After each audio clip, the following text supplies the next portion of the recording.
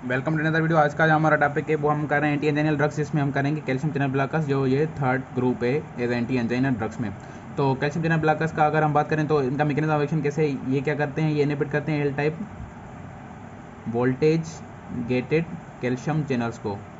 ठीक है, calcium channels को। वैसे कैल्शियम चैनल ब्लॉकर जो है हमने वो एज एंटी हाइपरटेंसिव में बिल्कुल डिटेल में करके रखा हुआ है। इधर हम सिर्फ दोबारा देखेंगे कि ये एंटी एंजाइना में कैसे यूज़ होते हैं। ठीक है जी, तो ये L type voltage gated calcium channel को इनहिबिट करते हैं। और ये कहाँ कहाँ मौजूद होते हैं ये चैनल्स, एक तो हार्ट पे मौजूद होते हैं ये, और उसके अलावा ये वेजल्स पे मौजूद होते हैं। ठीक है, वेजल्स के स्मूथ मसल्स पे, उसमें भी जो मेनली आर्टरीज होती हैं उनके स्मूथ मसल्स में। ठीक है जी, अब अगर हम इनके एक्शन की बात करें तो ये एक्शन कैसे करेंगे, हार्ट पे क्या करते हैं और ये वेजल्स पे क्या करेंगे। ठीक है, अगर हम हार्ट की बात करें तो हार्ट पे ये क्या करेंगे कि अब देखें हार्ट पे जो एसे नोड होता है हमारा, पहले पहले अगर हम एसे नोड की बात करें, एसे नोड पे क्या होती है, जो डिपोलराइजेशन होती है वो कैल्शियम डिपेंडेंट होती है। जब और वो एल टाइप कैल्शियम चैनल होते हैं, जब इनमें इनको इनहिबिट करेंगे तो मतलब उसकी जो डिपोलराइजेशन है वो इनहिबिट हो जाएगी, मतलब वो स्लो डाउन हो जाएगी। तो क्या होगा कि अब एसे नोड जब इनहिबिट हो जाएगा मतलब हार्ट रेट कम हो रहा है, तो मतलब क्या कि नेगेटिव क्रोनोट्रॉपिक इफेक्ट होगा, नेगेटिव क्रोनोट्रॉपिक इफेक्ट होगा। ठीक है जी, एक फंक्शन ये हो गया। उसके अलावा अगर हम दूसरे फंक्शन की बात करें तो क्या होता है कि जो एवी नोड होती है, एवी नोड पे जो डिपोलाइजेशन होती है वो भी कैल्शियम पे डिपेंड करती है। जब वो भी एल टाइप कैल्शियम चैनल होते हैं, जब वो इनहिबिट हो जाएंगे तो क्या होगी, जो एवी कंडक्शन है वो क्या हो जाएगी, स्लो हो जाएगी, स्लो एवी कंडक्शन हो जाएगी। जब स्लो एवी कंडक्शन हो जाएगी तो मतलब क्या हुआ कि नेगेटिव ड्रोमोट्रॉपिक इफेक्ट होगा, नेगेटिव ड्रोमोट्रॉपिक इफेक्ट। ठीक है जी, उसके अलावा क्या है कि जो वेंट्रिकल होते हैं हमारे, वेंट्रिकल पे क्या होते हैं कि जो कैल्शियम चैनल्स होते हैं वो एल टाइप वोल्टेज के कैल्शियम चैनल होते हैं, वो क्या करते हैं ड्यूरिंग द प्लेटिव फेज उनके थ्रू कैल्शियम इन्फ्लक्स होता है, और वो कैल्शियम ट्रिगर कैल्शियम होता है और वो कंट्रैक्टिलिटी में इन्वॉल्व होता है। तो जब हम इन चैनल्स को ब्लॉक करेंगे तो क्या होगी, हमारी कंट्रैक्टिलिटी की रिड्यूस हो जाएगी। जब रिड्यूस कंट्रैक्टिलिटी है मतलब क्या कि ये नेगेटिव नेगेटिव आइनोट्रॉपिक इफेक्ट है इनका।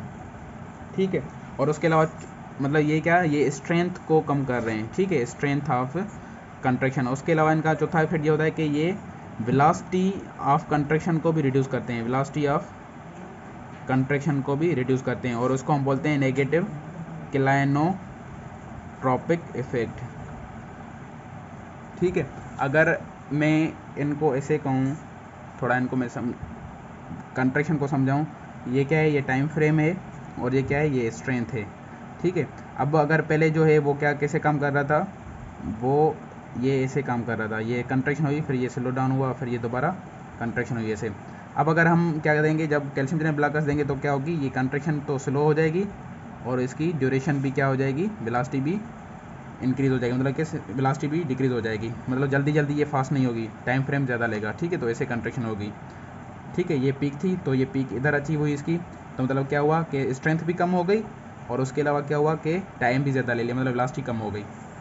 ओके जी, अब अगर हम वेजल्स की बात करें तो वेजल्स पे इनका एक्शन कैसे होगा, वेजल्स पे ये क्या करेंगे, उनमें जो आर्टरीज़ हैं उनमें जो voltage gate L type voltage gate calcium जो उसको इनहिबिट करेंगे तो कैल्शियम अंदर नहीं जाएगी, तो मतलब क्या वेजल जो स्मूथ मसल है वो कंट्रैक्ट नहीं कर पाएंगे, जब कंट्रैक्ट नहीं कर पाएंगे तो क्या होगी, रिलैक्सेशन हो जाएगी, तो मतलब कि आर्टीरियलो डायलेशन हो जाएगी।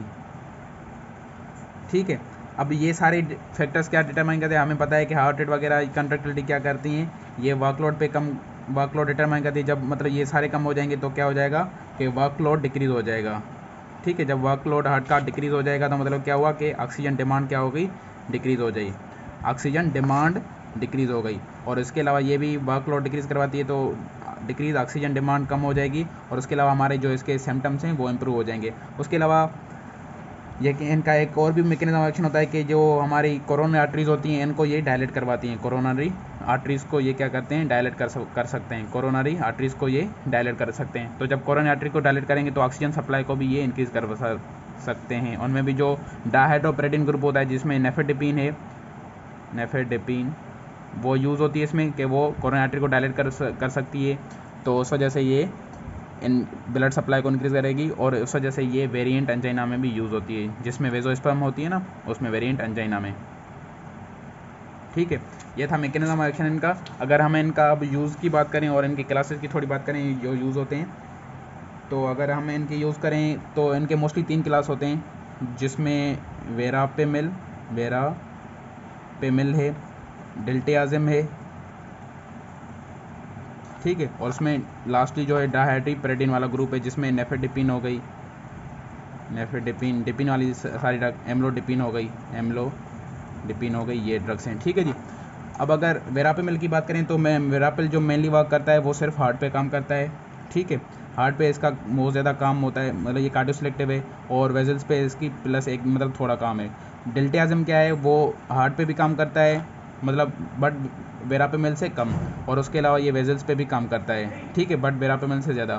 फिर जो डायहाइड्रोपेरिडीन है वो ज़्यादा वेजल्स पे काम करते हैं, ठीक है, तो ये इनको हम बोलते हैं इसलिए पेरिफेरल कैल्शियम चैनल ब्लॉकर्स, ठीक है, ये हमने कैल्शियम चैनल ब्लॉकर्स में भी पढ़ा था। अब अगर हम इनकी यूज़ की बात करें तो जो पहले डायहाइड्रोपेरिडीन वाला ग्रुप है जिसमें नेफेडिपिन हो गई या एम्लोडिपिन हो गई, वो मेनली काम किस पे करती हैं, आर्टरीज पे करती हैं, तो ये क्या करवाती हैं, आर्टेरियो डायलेशन करवाती हैं। तो जब ये आर्टेरियो डायलेशन करवाएंगी तो मैंने पहले बताया आपको कि वो कोरोनरी आर्टरी को डायलेट करवाती हैं, तो ये यूज़ होती हैं इन द वेरिएंट अंजाइना में, ये यूज़ हो सकती हैं, ठीक है जी।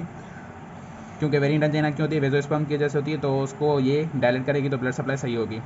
और अगर हम दूसरी की बात करें जो नॉन डायहाइड्रोपेरिडीन वाला ग्रुप होता है, ठीक है, जिसमें वेरापेमिल हो गई, वेरापेमिल प्लस में डिल्टियाज़िम हो गई, ठीक है जी।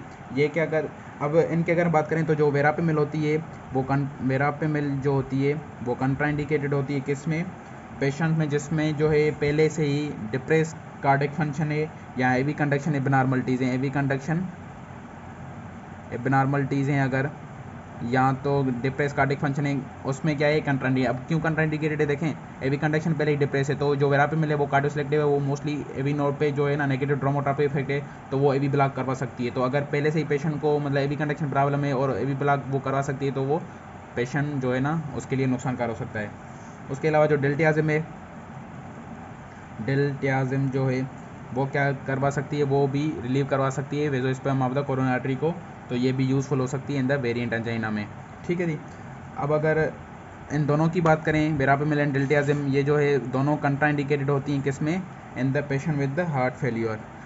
ये हमने हार्ट फेल्योर में भी पढ़ा था, ये क्यों होती हैं कंट्राइंडिकेटेड हार्ट फेल्योर में, क्योंकि ये इनका जो फंक्शन होता है वो नेगेटिव आइनोट्रॉपिक होते हैं, और हमें हार्ट फेल्योर में पॉजिटिव आइनोट्रॉपिक ड्रग्स चाहिए, नेगेटिव आइनोट्रॉपिक नहीं, क्योंकि फिर ये कंट्री लोगों के और ज़्यादा रिड्यूस करेंगी और ज़्यादा हार्ट फेल्योर हमारा हो जाएगा, ठीक है जी। अब अगर हम इनकी कॉम्बिनेशन की बात करें तो ये कॉम्बो में कैसे यूज़ होती हैं इन द अंजाइना में, ये कॉम्बो में यूज़ हो सकती हैं लाइक द लेट सपोज नेफेडिपिन हम यूज़ करते हैं, नेफेडिपिन, ठीक है, इन द वेरिएंट अंजाइना में। अब नेफेडिपिन क्या करती है, वो रिफ्लेक्स टैकीकार्डिया करवा सकती है क्योंकि ये डायलेशन करवाती है, तो उसमें हम बीटा ब्लॉकर्स देते हैं उसके साथ, जैसे रिफ्लेक्स टैकीकार्डिया ना हो। उसके अलावा जो हम नाइट्रेट्स यूज़ कर रहे थे, ठीक है, नाइट्रेट्स में क्या होता है कि नाइट्रेट्स में फिर हमने पढ़ा था कि रिफ्लेक्स टैकीकार्डिया होता है उसमें भी, तो इनको उस रिफ्लेक्स टैकीकार्डिया को प्रिवेंट करने के लिए हम वेरापेमिल यूज़ कर सकते हैं, क्योंकि वेरापेमिल क्या है ब्रेडिकार्डिया करवाती है, तो ये भी रिफ्लेक्स टैकीकार्डिया को मतलब इनहिबिट करने के लिए।